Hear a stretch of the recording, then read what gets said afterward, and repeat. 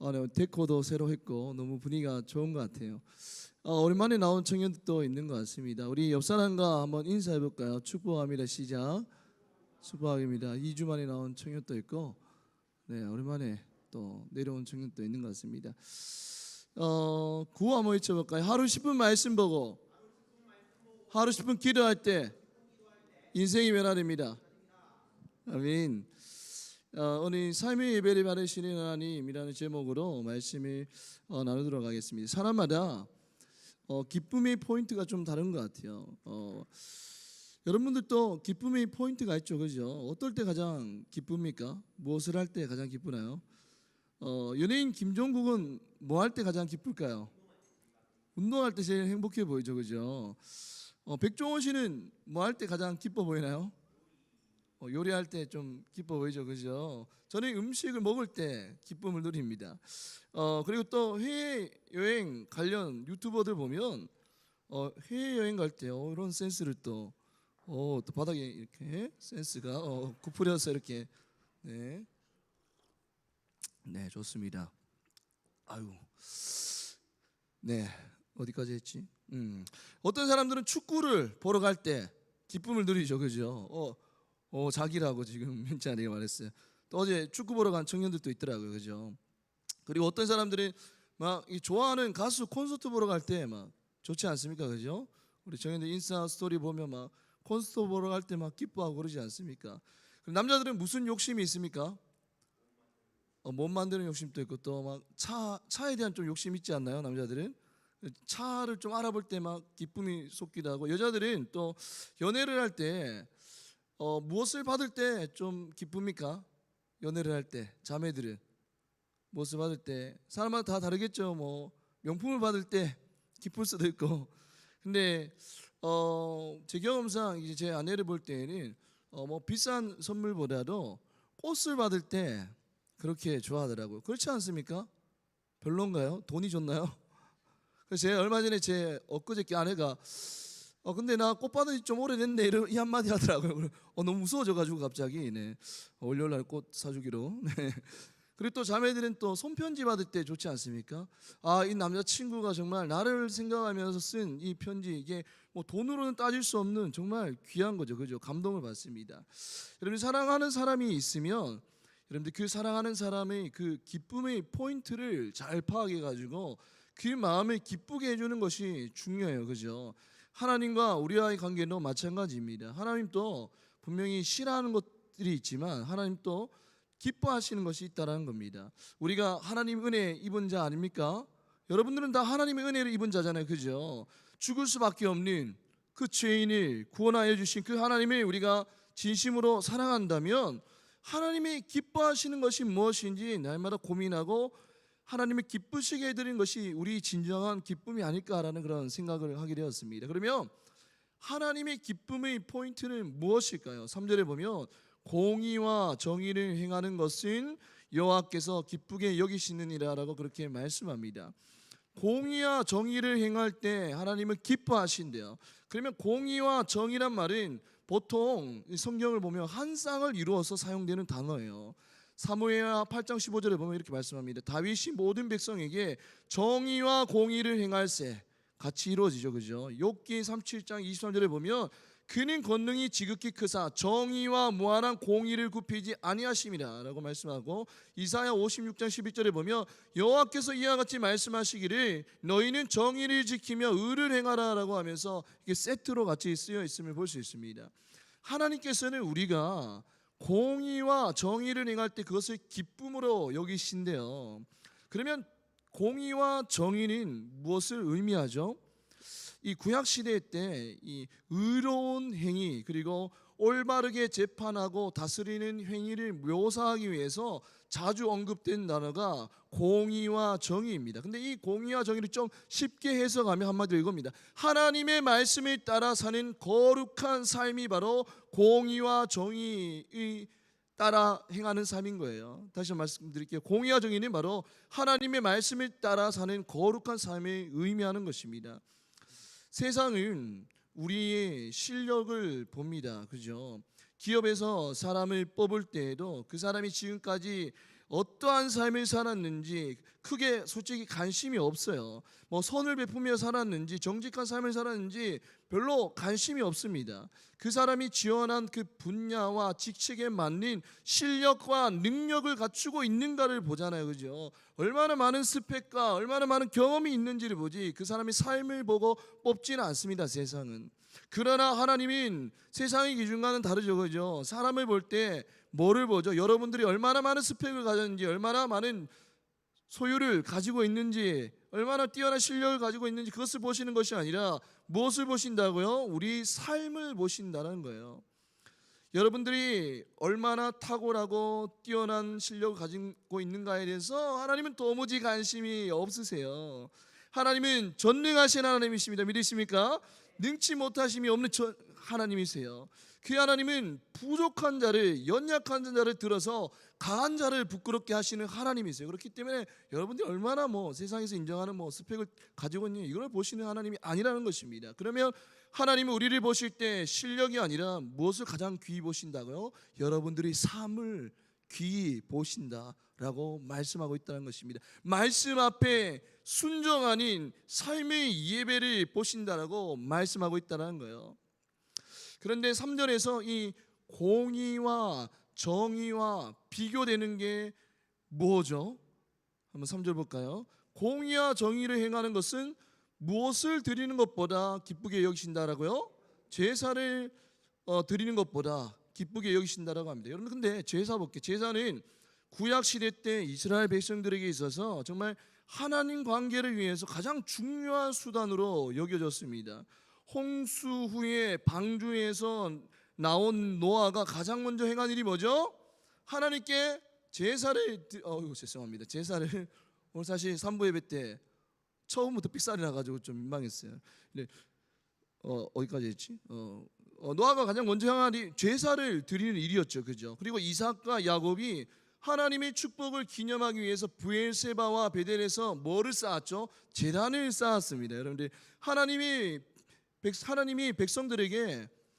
백성들에게 있어서 제사를 드리는 일은 얼마나 중요한가를 그렇게 나타내고 있어요.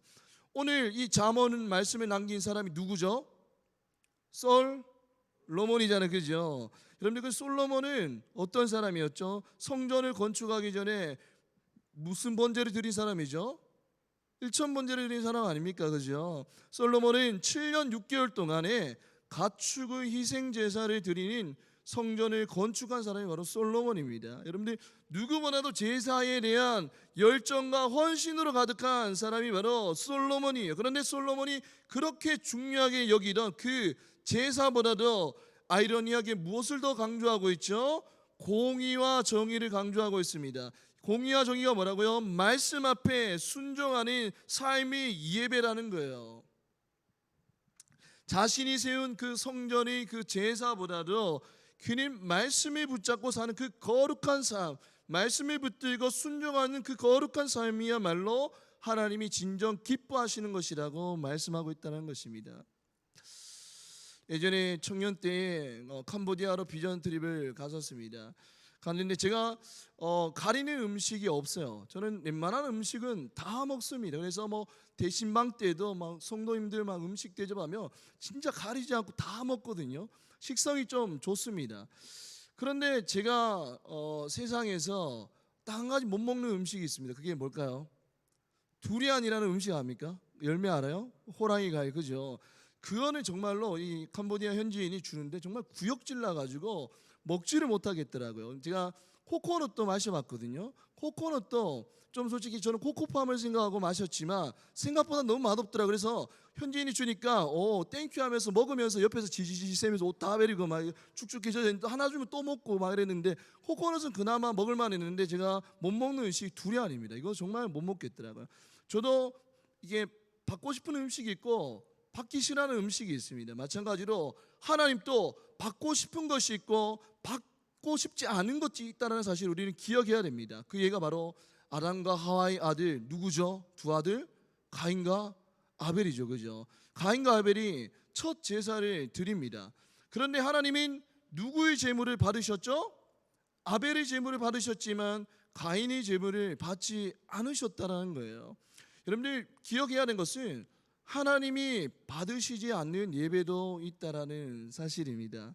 여러분들 예배의 자리에 나와서 앉아 있다 할지라도 그 예배를 다 받으시는 것은 아니라는 사실이에요. 우리는 하나님이 받으시는 예배를 드리고 있는지, 하나님이 받으시지 않는 예배를 드리고 있는지 늘 점검해 보아야 된다는 것입니다. 영적으로 체킹해보는 그런 습관을 길러야 됩니다.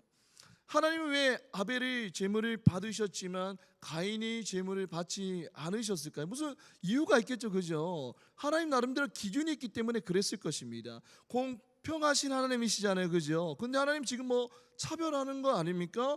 막내는 귀여우니까 더 사랑하고 이 첫째는 덜 사랑하시는 그런 차별하시는 하나님이십니까? 창세기 4장 4절에 보면 이렇게 말씀합니다. 여호와께서 아벨과 그의 제물은 받으셨으나 5절에 가인과 그의 제물은 받지 아니하신지라라고 그렇게 말씀하고 있어요. 우리는 이 말씀을 묵상할 때에 보통 제물에만 집중해서 묵상합니다. 아, 가인이 드린 제물이 뭔가 문제가 있구나, 하나님이 기뻐하시는 그런 제물이 아니구나 라고 생각하죠. 그러나 우리가 그 말씀을 자세히 보면 어떻게 나와 있죠? 아벨과 그의 제물, 가인과 그의 제물이라고 말씀하고 있다는 거예요. 그러니까 여호와께서 받으신 것은 아벨이 드린 제물뿐만이 아니라 누구를 받으셨다고요? 아벨을 받으셨다는 거예요. 여러분, 여호와께서 받지 않은 것은 그 가인의 제물뿐만이 아니라 누구를 받지 않으셨다고요? 가인을 받지 않으셨다는 것입니다. 여러분, 아벨을 받으셨다, 가인을 받지 않으셨다, 무슨 뭐 인신제사입니까? 약간 그런 느낌 나죠, 그죠? 요단강을 보면 요단강 동편에 모압이라는 나라가 있습니다. 근데 그 모압이라는 나라의 신이 누구죠? 그모스입니다. 근데 그 그모스를 숭배하는 사람들은 어떤 제사를 드렸죠? 인신 제사를 드렸어요. 어린이를 바쳐서 막 불에 태우고 그런 인신 제사를 드렸습니다. 하나님이 가장 싫어하는 종교 의식이 바로 인신 제사거든요. 근데 이 가인을 받으셨다, 아벨을 받으셨다, 뭔가 인신 제사 느낌 나지 않습니까? 그런데 자 보십시오.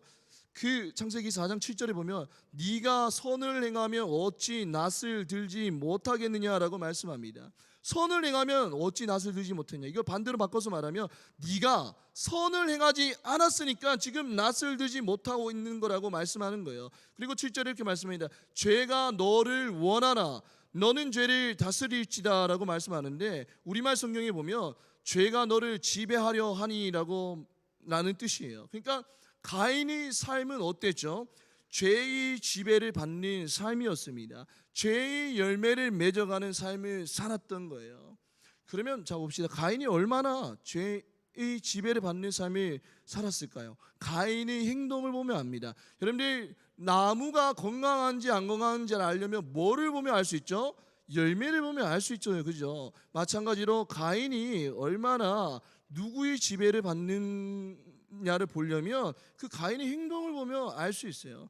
5절에 보면 이렇게 합니다. 가인과 그의 제물은 받지 아니하신지라. 그 다음에 말씀이 뭐냐면 가인이 몹시 분하여 안색이 변하니라고 말씀합니다. 제물을 받지 않는다라고 하니까 바로 튀어나오는 액션이 뭐죠? 몹시 분하여 안색이 변하니, 막 대들면서 막 어떻게 보면 분노하는 거예요. 하나님 앞에서 자신의 뜻대로 되지 않을 때 평소 자신이 그 본성이 행동으로 드러날 때가 있잖아요, 그죠? 여러분, 만약에 가인이 평소에 하나님과의 관계가 정말 좋았는데 오늘 갑자기 하나님께서 가인이 제물을 받지 않으신다라면 가인의 생각이 어땠을까요? 아, 선하신 하나님이 왜 나의 예배를 받지 않으실까? 내가 무엇을 잘못했나? 자신을 돌아보고 성찰하고 반성하고 회개하는 게 정상이에요, 그죠? 하나님 관계가 좋았더라면. 그러나 하나님이 제물을 받지 않으신다라고 하니까 어떻게 했죠? 즉각적으로 분노하면서 안색이 변합니다. 분노 조절이 안 되는 거예요. 그리고 결국 어떻게 했죠? 행동으로 옮겨버립니다. 누구를 죽였죠? 동생 아벨을 죽이게 됩니다. 여러분들, 가인의 삶이 얼마나 죄의 지배받는 삶이었는지를, 죄의 열매를 맺는 삶이었는지를 우리는 성경을 통해서 알 수 있습니다. 여러분들, 하나님은 가인을 책망하시면서 야, 그가 선을 행하지 않았기 때문에 낯을 들지 못하게 되었다라고 지적하셨어요.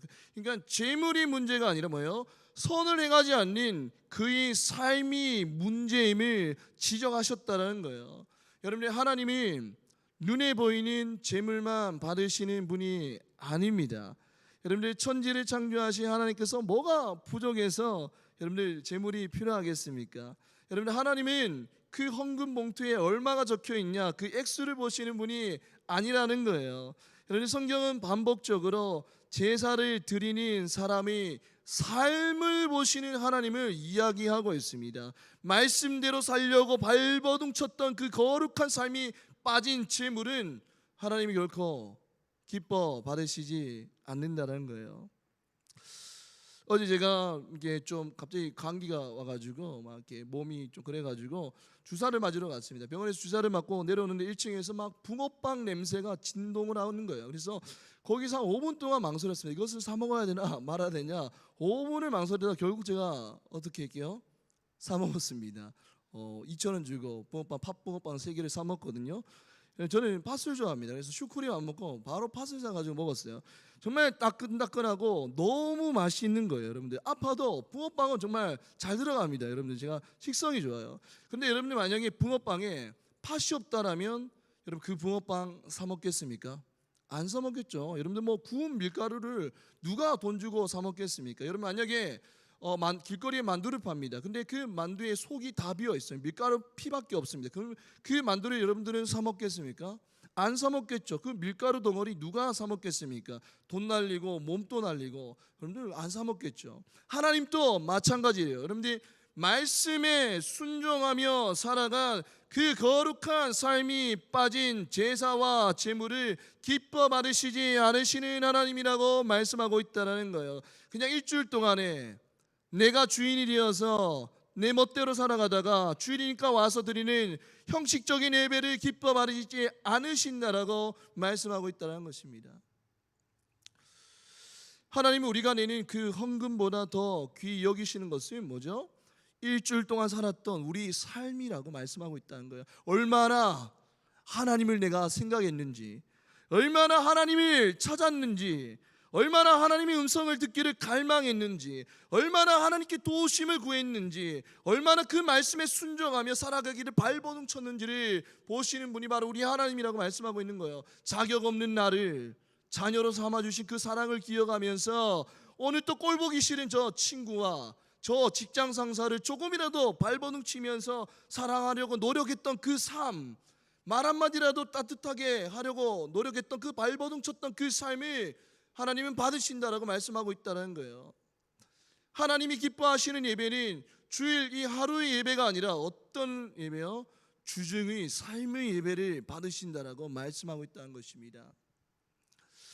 우리 다 같이 로마서 12장 1절 말씀 한번 읽어볼까요? 시작.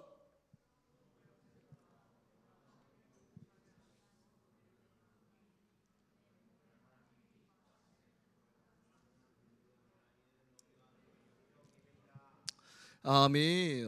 좋습니다.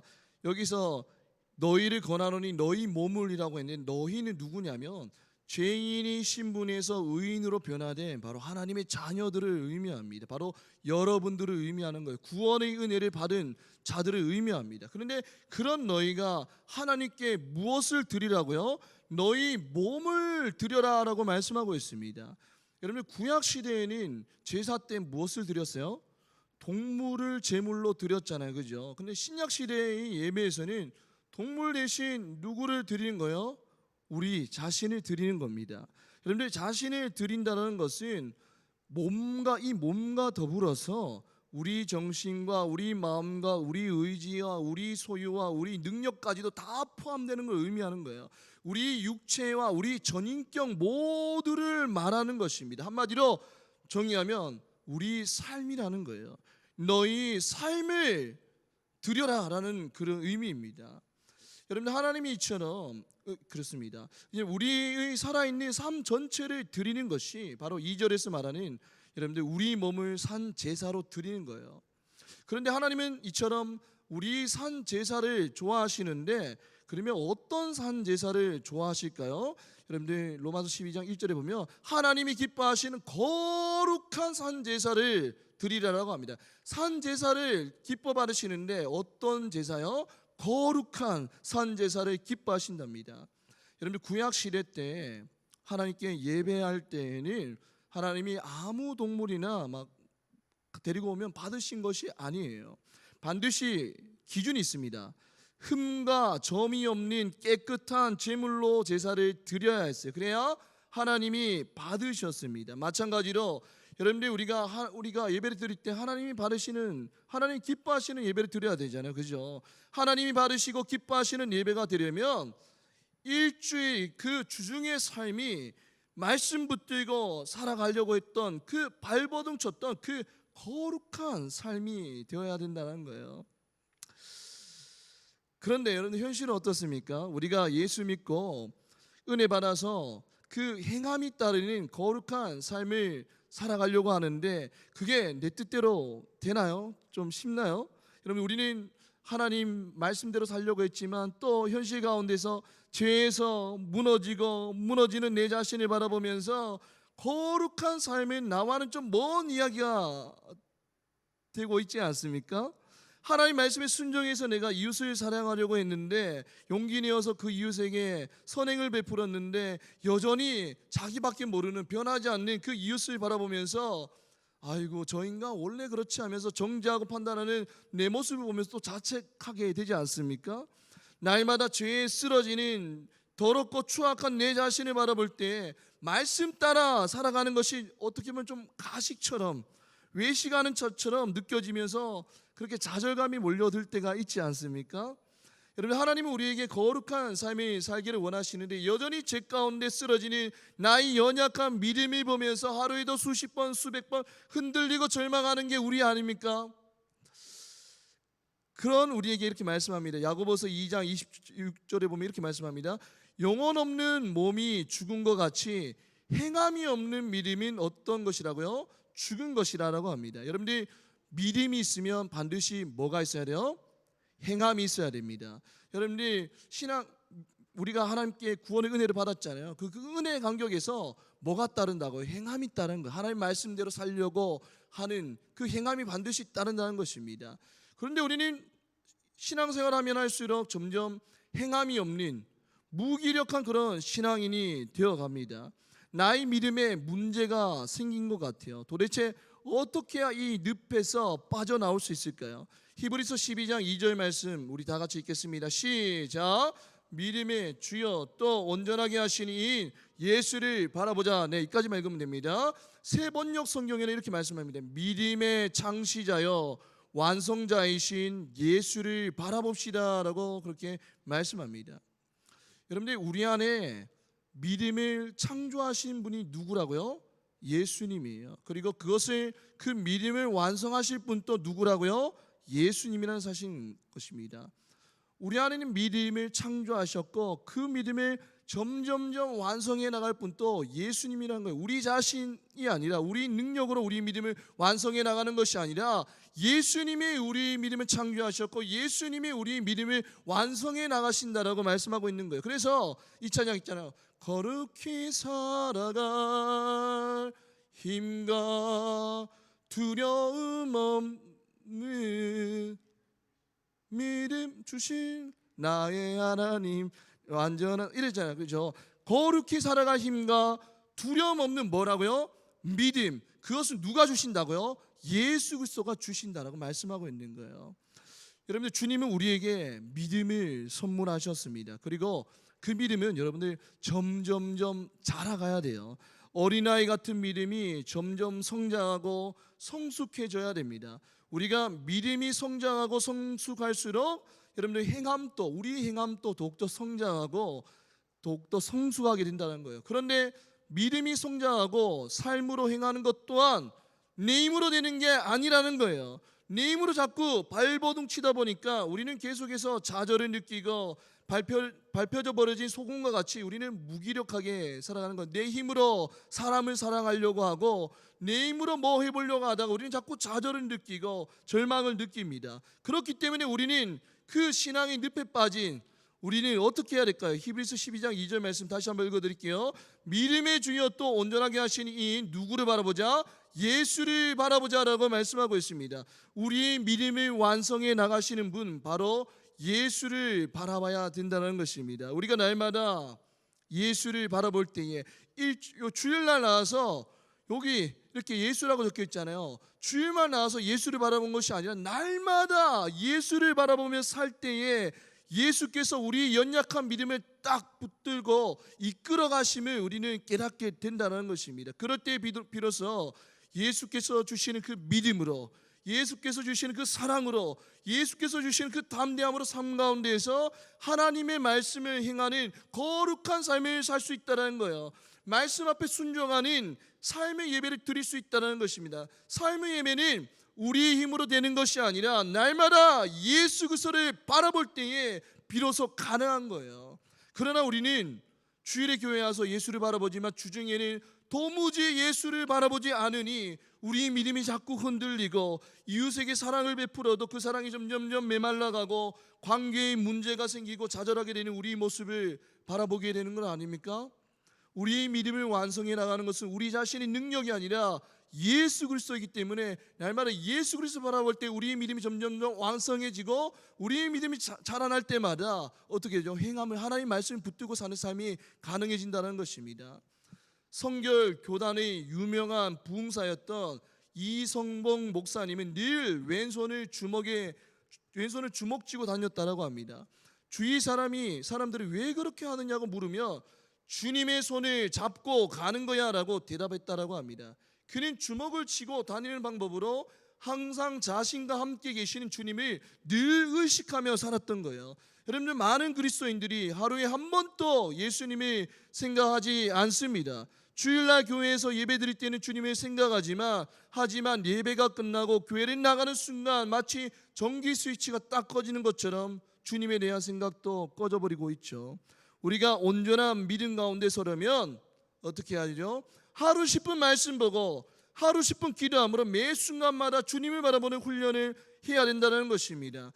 여러분들이 우리가 세상 속에서 빛나는 거룩한 감람나무 청년부가 되려면 우리의 능력으로 되는 것이 아니라 어떻게 할게요? 예수를 바라볼 때 이것이 가능하다는 거예요. 예수를 바라볼 때 삶 가운데에서 이웃에게 선을 행할 수 있고 하나님 말씀에 순종하는 삶을 살 수 있고 그런 삶을 살 수 있다는 것입니다. 여러분들, 그럴 때에 예수를 바라볼 때 삶의 예배를 드리는 능력이 생겨나고 주님이 기뻐하시는, 오늘 말씀에 주님이 기뻐하시는 삶의 예배자가 된다는 것입니다. 말씀을 맺겠습니다. 우리 청년들 이 땅 가운데 또 한 주간 살아갈 때에도 혼자 아둥바둥 살아가다가 지치고 쓰러진 자들이 아니라 예수를 날마다 바라보며 살 때에 여러분들 믿음이 점점 성장해 가고 또 믿음이 성장해 나갈 때에 또 세상 가운데서 세상의 빛과 소금의 역할을 감당하니 우리 모든 청년들 되기를 주님의 이름으로 축복합니다. 아멘. 이 시간 우리 찬양 드리며 나아가겠습니다.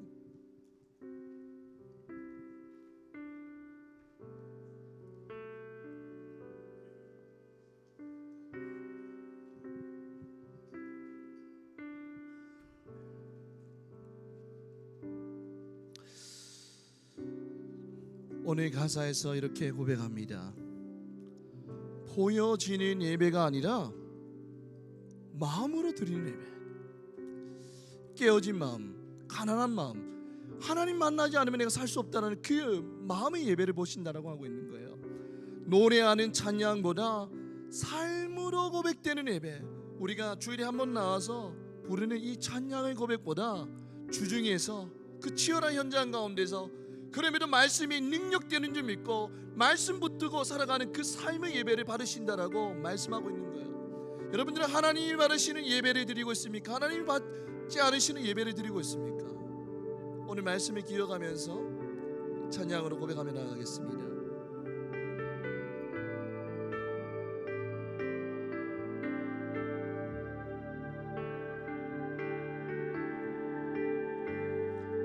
보여지는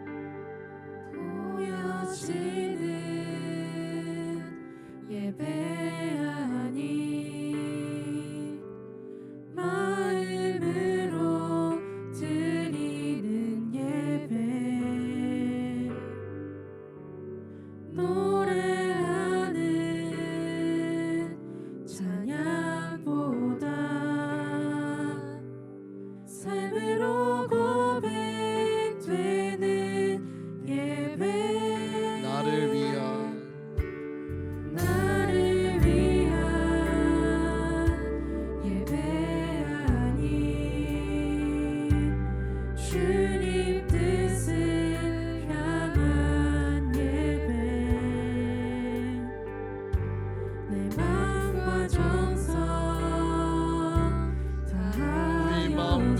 정성을 다하여 드리는 예배를 받으십니다. 주 앞에 드려지는 우리 한 번 더 고백하겠습니다. 보여지는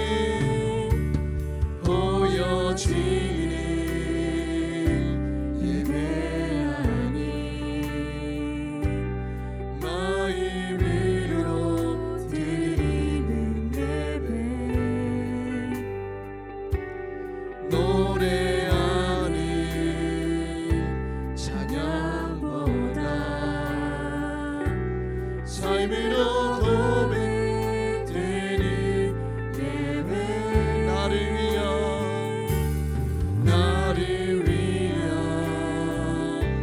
예배하니 주님 뜻을 향한 예배 우리 마음과 정성 다하여서 주 앞에 드려지는 예배 주 앞에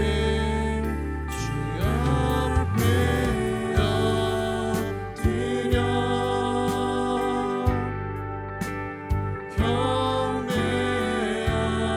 경배합니다. 온전한 예배 내 맘의 예배 내 모든 것 받기 없다 하신 분 주 앞에 엎드려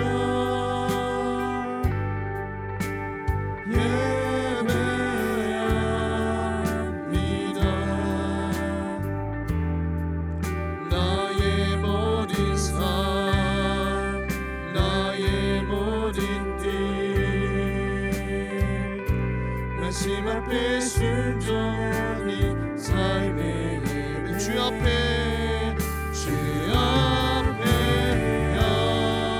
엎드려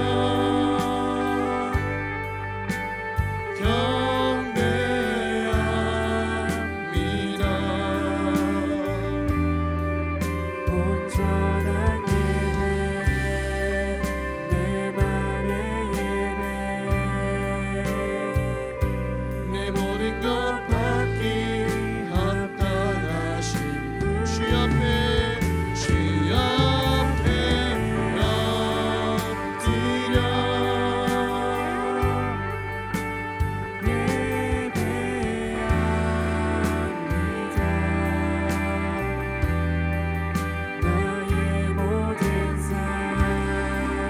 나의 모든 뜻 말씀 앞에 순종하니 마지막으로 고백하겠습니다. 주 앞에 엎드려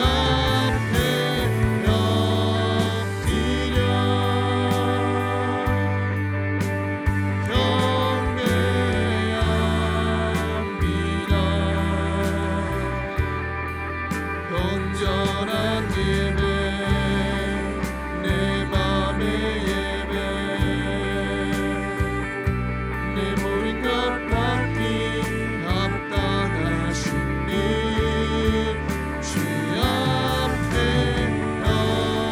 엎드려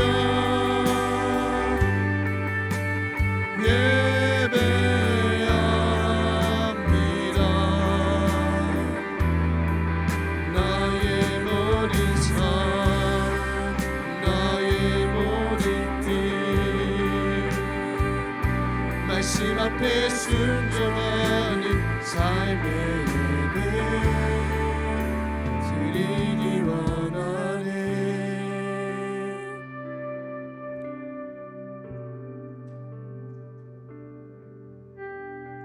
예배란 인간이 자신을 지으신 하나님께 가장 최고의 드리는 행위가 최고의 것을 드리는 행위가 바로 예배입니다. 우리 최고의 것을 드리는 행위가 바로 예배인데 그 최고의 것은 많은 헌금을 의미하는 것이 아니에요. 액수가 많다라고 해서 받으시는 분이 액수가 적다라고 해서 안 받으신 분이 아니라 하나님이 원하시는 우리 최고의 것은 바로 우리 삶이라는 겁니다. 하나님의 말씀을 듣고 그대로 순종하는 삶이 하나님은 받으시기 기뻐하시는 분이라고 말씀하고 있다는 거예요. 우리가 삶의 예배가 없이 주일에 나와서 습관적으로 드리는 예배는 알맹이 없이 포장지만 선물하는 것과도 같습니다. 그것은 최고의 것을 드리는 것이 아니라 빈 껍데기 포장지만 드리는 거예요. 우리는 하나님 앞에 빈 껍데기만 드리고 있습니까? 아니면 최고의 것을 드리고 있습니까? 이 시간 우리 다 같이 기도하며 나갈 때, 하나님, 우리가 날마다 삶 가운데에서 하나님을 사랑한다고 고백하지만 하나님을 주인으로 모시지 않고 살아갔던 우리 죄를 용서하여 주시옵소서. 날마다 하나님을 나의 주인으로 모시고 그 말씀에 순종하는 삶을 살 때에 그 삶이 하나님이 받으시기 기뻐하시는 예배하는 삶이 될 수 있도록 이 시간 주여 한번 외치고 기도하겠습니다. 주여